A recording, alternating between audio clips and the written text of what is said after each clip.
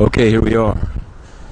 It's Tuesday, December 4th, day 7 of the UN bribery trial of U.S. versus Patrick Ho of the China Energy Fund Committee. Today will be the summations. The evidence has been pretty devastating, at least as to the UN. The UN is a venue, speaking of venue, for the offers of weapons for oils to 30-year African dictator Idris Deby. Talk of the Cameroon-Chad pipeline stake. And the UN, not even an audit. Today we asked some questions to the spokespeople who've banned us from their noon briefing for 153 days, while a bunch of zombies ask for Guterres' comments on Trump.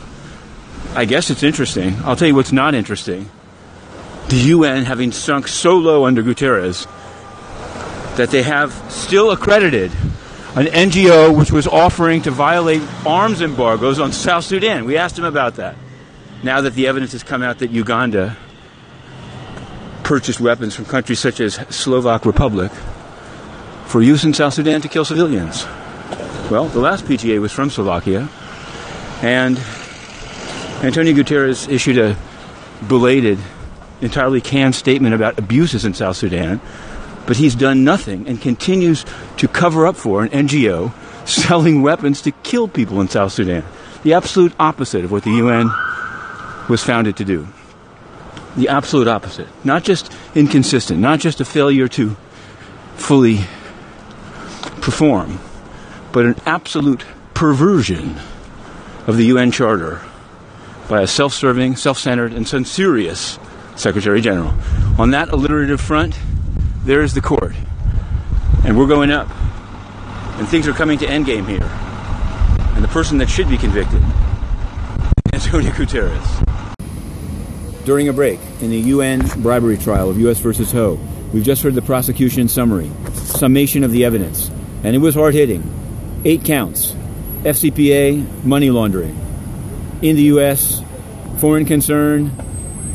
A list of times that Patrick Ho, the defendant, was in the UN promoting weapons for oil right under the nose of the UN, now defended, supported, covered up for by Antonio Guterres. But an interesting fact that we'll have to say again, and you can chew on it. They don't know where $500,000 went. They know that $500,000 was wired between HSBC to Sam and Edith Kutessa's foundation, but they don't know whether the boxes that were flown into Kampala contained $500,000 cash. There's an alternate theory. There was also the offer of a share of the profits of CEFC, but the $500,000 cash, did Museveni get it or not? We need to know, because Antonio Guterres uses Museveni to mediate on Burundi, an issue on which his spokespeople are refusing to answer questions as well. The UN is entirely corrupt. What will happen with Patrick Ho? I don't know. Many people here think it'll be a pretty fast decision, but we're in for the duration. But the UN is corrupt. They've covered up weapons for oil trading right inside the building and evicted and censored the media that reported on it. Shocking. Antonio Guterres should resign or be impeached. And the trial will continue. Okay, it's Tuesday, December 4th. There, the federal court. Now, the defense summation in the UN bribery case of U.S. versus Patrick Ho. Patrick Ho, the man who paid off the president of Chad. Uganda, with a wire payment of $500,000, and perhaps, just perhaps, we just wrote the story, just perhaps, $500,000 in cash to President Yoweri Museveni, who Antonio Guterres works with on Burundi. He's doing a great job, you know. Now they're arresting all kinds of people in Burundi, and Big Tony has nothing to say. We've asked the question. We've written the story. Antonio Guterres, the corrupt Secretary General who refuses to even audit weapons sales in his building. His answer? Beat up and oust and restrict and ban for life the press that has reported on UN corruption. And you know what? It's not going to work. With all the highfalutin, high-sounding rhetoric about freedom of the press, Antonio Guterres, the Secretary General, is a hypocrite. And we'll have another story after the defense summation and the charges to the jury. To be continued. Okay, here we are, outside the courthouse. Day 7, UN bribery trial, U.S. versus Patrick Ho.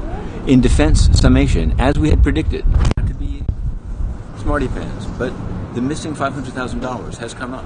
The fact that the government mistook apparently, that there was $500,000 cash, when in fact, HSBC's high fees led them to do it as a wire, which they got caught on. Now, what many people are saying, to cut to the chase as we get close to the end of the trial, is that even with these factual inconsistencies, even if there was only one $500,000, even if Gadio was a liar, there are just too many emails about this money paying, offering of weapons, etc. But you never know. You never know. Mr. Kim ran through the number of exhibits. Said you got to take them in, take a look at the evidence.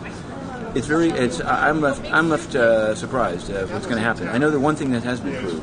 One thing that has been proved is that the UN is corrupt. It created a venue for the offer of weapons for arms. It's had PGOs, many of them in a row, that are corrupt. They're using Vuk Yermish. The defense says Vuk did it. Yeah, Vuk did it. Vuk did business while he was PGA. Kutesa made Ye of Yejimin an advisor to the PGA while he was PGA. The UN is corrupt, and Antonio Guterres is covering it up. On that, you can be sure. To be continued. Okay, here we are outside day 7 of the UN bribery case.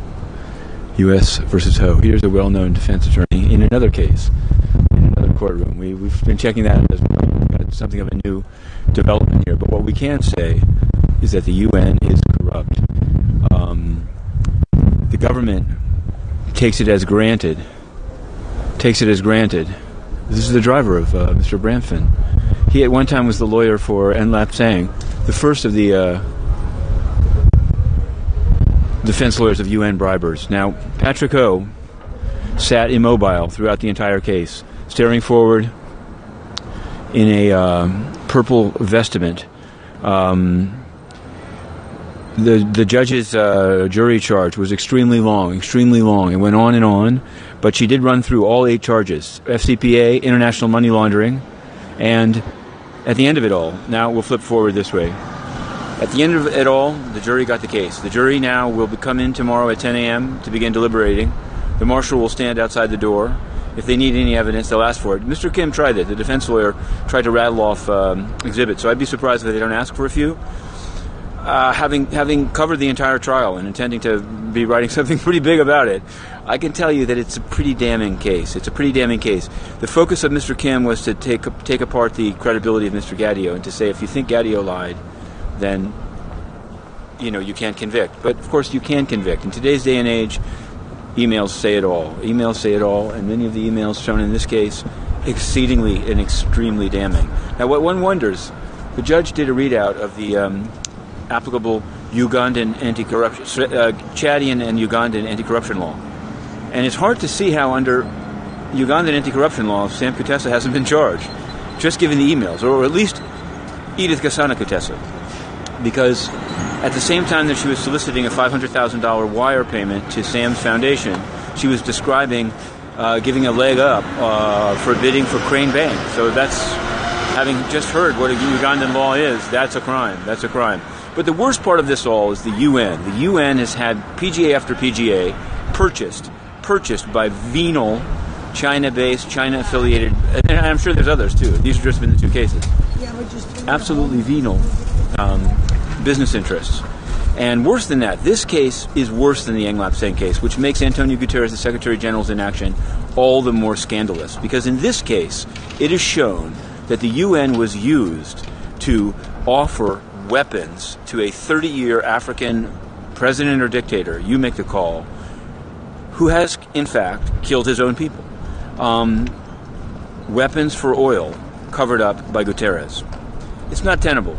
It's chilly out here, and so I think we're going to end this broadcast for now. But we will have the verdict, and then we will have the follow-through, because the follow-through must involve major changes at the UN, and we have every right to go in to be restored from vindictive censorship for having covered and uncovered UN corruption. And there's more.